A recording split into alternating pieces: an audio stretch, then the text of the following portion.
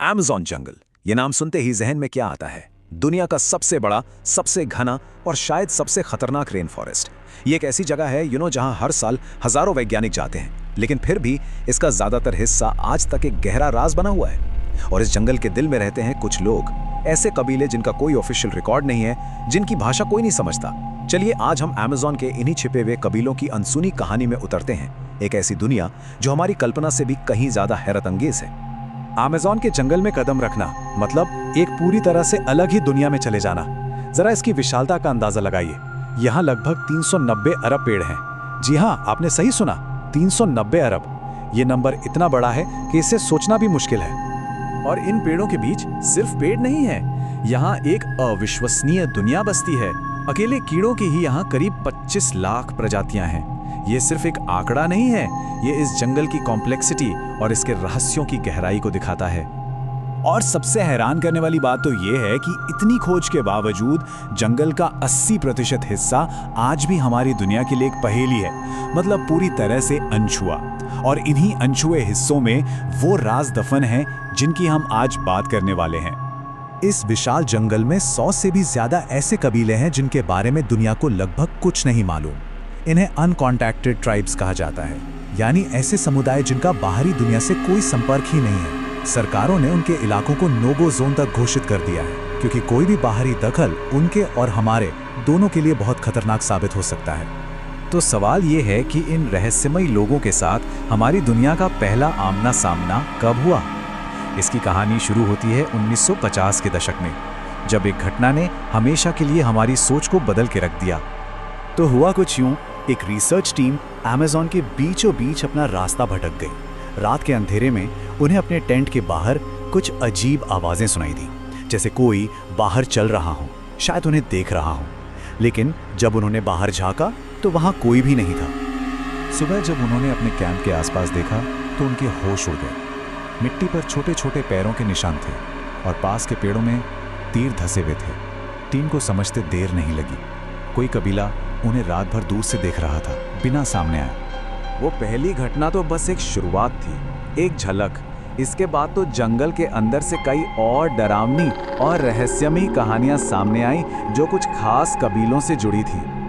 Amazon के सबसे रहस्यमयी कबीलों में से एक, जिसे वैज्ञानिकों ने एक नाम दिया है, दी एरो पीपल या फ्लेचेरोस। और ये नाम ही उनकी पहचान है और उनके खौफ का कारण भी। उन्हें ये नाम इसलिए मिला क्योंकि उनके तीर दुनिया का सबसे खतरनाक जहर लेकर चलते हैं।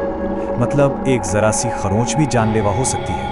ये सिर्फ शिकारी नहीं है, ये अपने जंगल के वो अदृश्य रक्षक हैं जिनसे कोई पंगा नहीं लेना चाहता। 1980 के दशक की एक घटना है। अवैध रूप से लकड़ी काटने वालों का एक ग्रुप जंगल में घुस गया। कुछ दिनों बाद उनका कैंप तो मिला, लेकिन वो लोग गायब थे।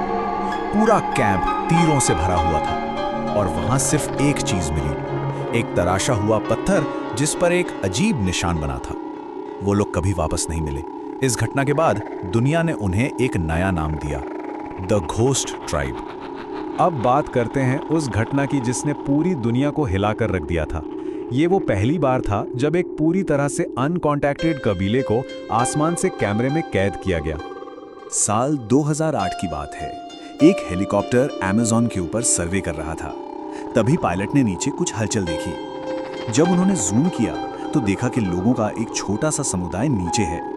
लेकिन जैसे ही उन लोगों की नजर हेलीकॉप्टर पर पड़ी, वे तुरंत आक्रामक हो गए और अपने तीर सीधे आसमान की ओर उस हेलीकॉप्टर की तरफ तान दिए। ये नजारा सच में अविश्वसनीय था। उनके शरीर चटक लाल रंग से रंगे हुए थे, बालों में पीले पंख लगे थे और हाथों में धनुष बाण थे। जब ये तस्वीरें वायरल हुईं तो दुनिया हैरान रह गई, क्योंकि ये पहली बार था जब मॉडर्न वर्ल्ड ने एक पूरी तरह से अनकॉन्टैक्टेड कबीले को अपनी आंखों से देखा था। पर उनका असली नाम क्या है, उनकी भाषा क्या है, उनकी कहानियां क्या हैं, ये सब आज भी एक रहस्य है। एक और कबीला है जिसका नाम बहुत मशहूर है, यानोमामी गार्डियंस। ये कबीला जंगल के एक बड़े हिस्से की रक्षा करता है और वे इसे किसी भी कीमत पर बचाने के लिए जाने जाते हैं। उनके लिए जंगल सिर्फ एक जगह नहीं है, वो उनका देवता है।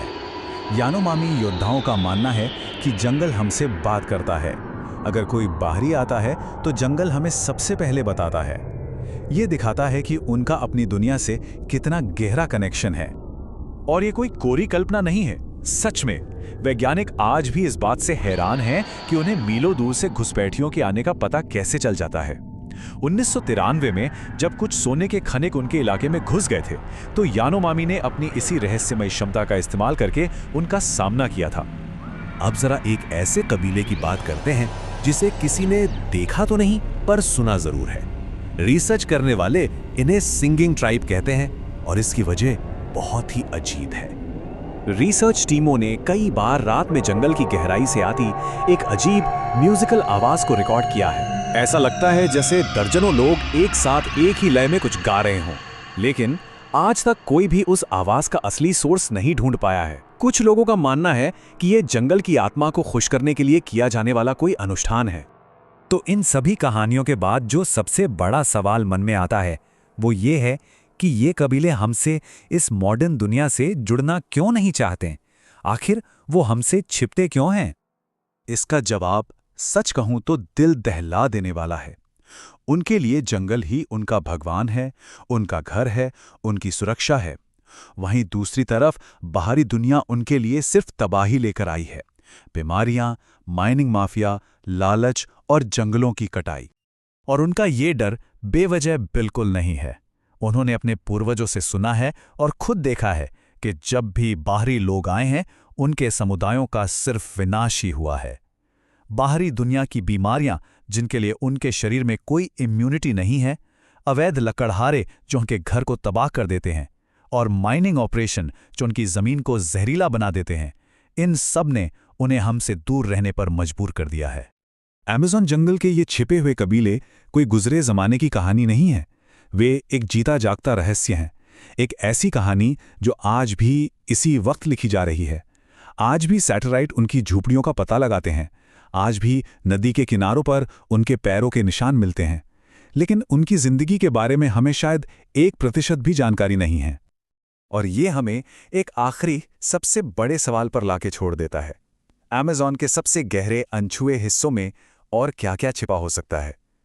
हो सकता है वहां अब भी ऐसे कबीले हों जिन्हें शायद हम कभी देख भी ना पाएं, क्योंकि जंगल उनके लिए सिर्फ घर नहीं है और रहस्य ही उनकी जिंदगी है।